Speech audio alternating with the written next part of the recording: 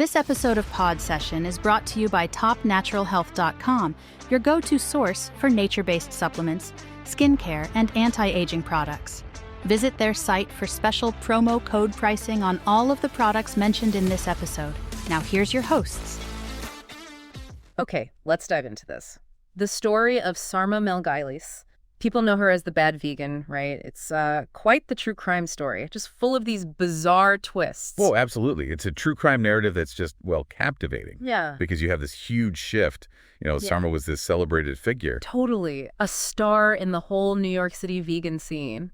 And then somehow ends up, on the run. Exactly. She built this incredible place, Pure Food and Wine, a raw food restaurant, yeah.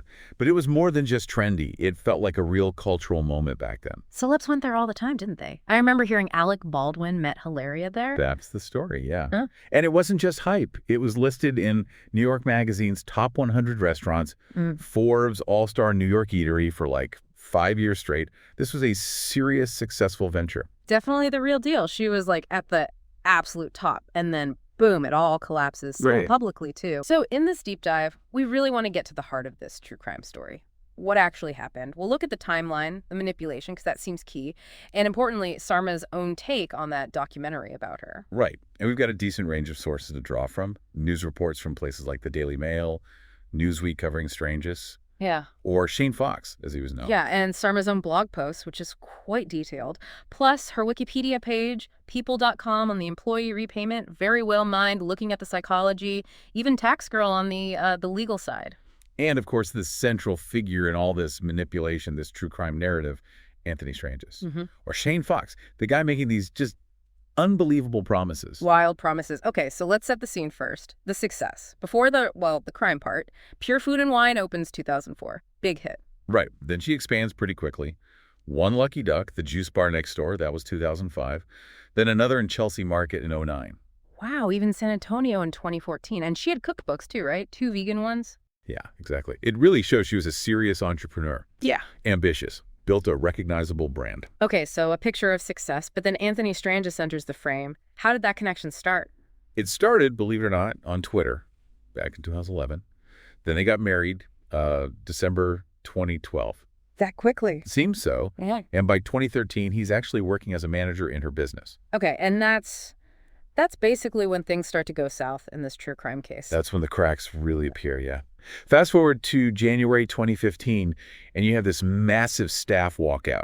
60 employees. 60? Wow, because they weren't paid. Exactly. Unpaid wages, which forces the closure, initially, of Pure Food and Wine and the One Lucky Duck shops. It was a very, very public failure. That just sounds awful. A key moment in this true crime story. The unpaid wages alone that screams financial trouble probably linked to him. It's often a major red flag in true crime involving financial manipulation. Absolutely. Control the money, control the person. What stands out to you from that period? Well, it's interesting that even after that huge blow, she tried to recover. She raised money somehow and reopened One Lucky Duck in May 2015. Right. It shows she was still fighting for it, trying to salvage something. But then the story takes another turn, a really weird one, even for a true crime case. Because later that year, 2015, they just vanish. Sarmas and Strangeness. They go on the run. For how long? Almost a year. Which really shifts this whole narrative, doesn't it? From business trouble and debt to a full-on fugitive true crime story. And how they got caught is just legendary in a bad way for this true crime tale. Almost comical if it weren't so serious. Right. May 2016, Seaverville, Tennessee. They get tracked down because Strangeness orders Domino's. Not just any Domino's. No. A non-vegan cheese pizza and buffalo wings, using his real name. You just can't make this stuff up. After nearly a year hiding out. It's such an absurd detail in this whole true crime picture. It almost suggests this maybe carelessness, or maybe it felt untouchable by that point. Something you sometimes see in these true crime situations. Yeah, maybe. Which, okay, brings us to the legal fallout. Can't understand a true crime story without the consequences. Exactly. So May 2017, Sarma pleads guilty. And it's serious stuff. Stealing over $200,000 from an investor, scheming to defraud, criminal tax fraud. What's her sentence? She ended up serving nearly 4 months in jail. But on top of that, there was a $1 million lawsuit from the former employees. Right, the ones who weren't paid. Yeah. And she was ordered to pay $1.5 million in restitution overall. So the legal system definitely held her accountable in this true crime. And strangest, what happened to him legally? He also pleaded guilty in 2017. 4 counts of grand larceny, 4th degree. His sentence was a year in jail, 5 years probation, and restitution of $840,000. A year in jail? But didn't he serve time already? He did. He'd already been in jail for about a year while the case was ongoing. So basically, he walked free after the plea. Wow. So they both faced charges, but maybe different immediate outcomes there. Another twist in this true crime. And then, just to wrap up that part, they divorced in May 2018. Okay. So the legal side paints a picture of, well, fraud and theft, financial crime.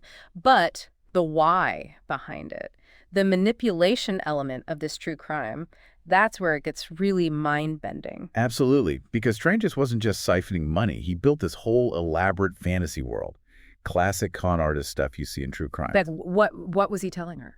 He claimed he was ex-Navy SEAL, involved in Black Ops, part of some secret group called the Family. Okay. Red flags everywhere there. Huge red flags. Mm-hmm. And he promised her this, utopia, where her dog, Leon, would become immortal. Wait, her dog would be immortal? Yep, Immortal Dog. Yeah. And her restaurant empire would go global, but only if she proved her loyalty by passing his tests. And let me guess, these tests involved money, a common theme in these true crime manipulation cases. You guessed it. Reports say she transferred over $1.6 million to him for protection for these tests. Over $1.5 million. It sounds completely unbelievable from the outside looking in on this true crime. How does someone get that controlled? Well, that's where the psychological grooming comes in, which is so critical to understanding this kind of true crime story. He isolated her, made her keep secrets. Cutting off her support network. Exactly. Then he'd coerce her into doing things that went against her own morals, her own judgment. That very well mind piece draws a direct parallel to cult indoctrination. How so? Once you take that first step, do something you know is wrong or weird because the manipulator tells you to. It becomes easier for them to push you further. You're already compromised, you know. It's a really chilling pattern. We see it again and again in true crime involving this kind of coercive control, which leads us to Sarma's side of things, especially regarding the Netflix documentary Bad Vegan. Right. She was not happy with it. Mm-hmm. Called it, I think the phrase was disturbingly misleading in her blog post. Strong words. She basically said it wasn't a real documentary because of how they edited it to fit a certain narrative for their true crime show. Yeah, she feels her experience, her side of this true crime, was twisted.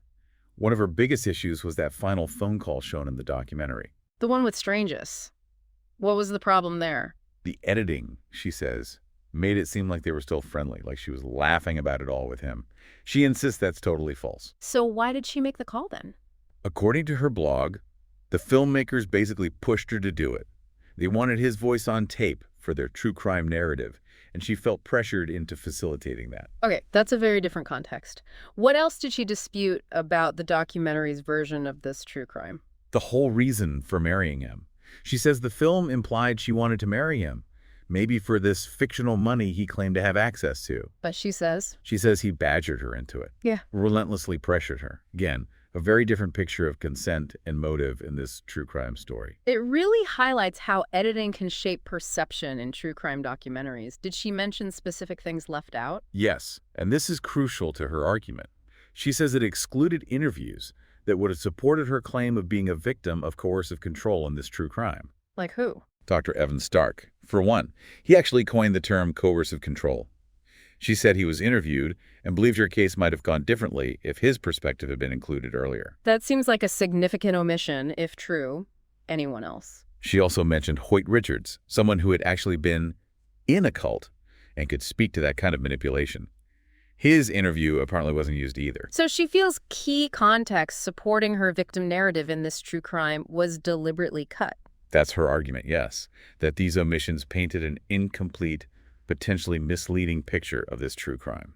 What about the money owed to the employees? That was a huge part of the initial scandal in this true crime. Right. She makes a point of saying this documentary didn't mention that her employees were fully repaid. Oh, really? How? Apparently, in early 2020, using the money she received from participating in the documentary itself, she insists she didn't profit otherwise, that the money went to them. That's a pretty important detail she feels was left out of the true crime story as told by Netflix. Definitely changes the narrative slightly if the restitution happened that way. And she had issues with the marketing, too. Yeah, she really disliked that Perpetual Pups campaign Netflix ran.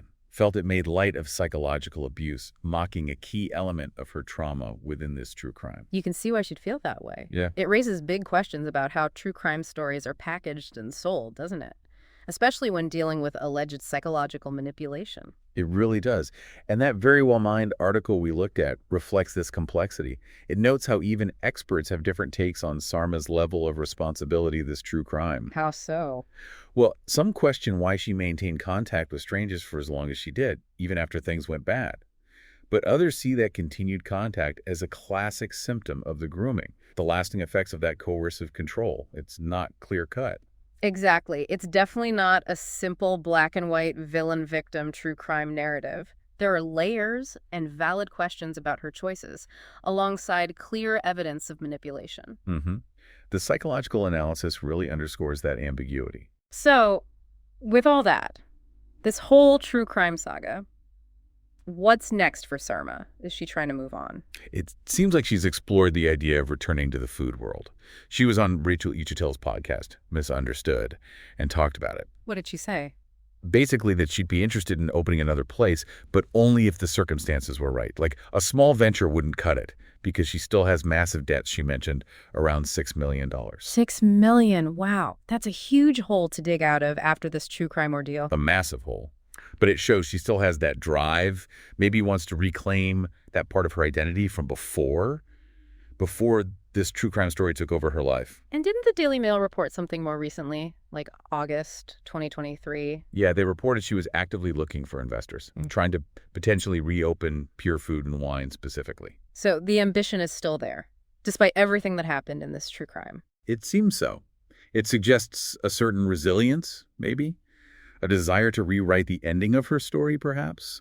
Beyond just being the bad vegan of true crime lore. It would be incredibly challenging, though. No kidding. Okay, so wrapping up this deep dive, it's clear the bad vegan case is incredibly complex, more than just a simple true crime story. Definitely. You've got the financial fraud, clear elements of really sophisticated psychological manipulation, and then these ongoing questions about blame and responsibility. And what really stands out in this true crime, I think, is how someone so successful, so seemingly intelligent, got tangled up in something so outlandish. It's a stark warning, isn't it? Yeah. About the dangers that can lurk in online relationships, maybe, and just how powerful and insidious coercive control can be.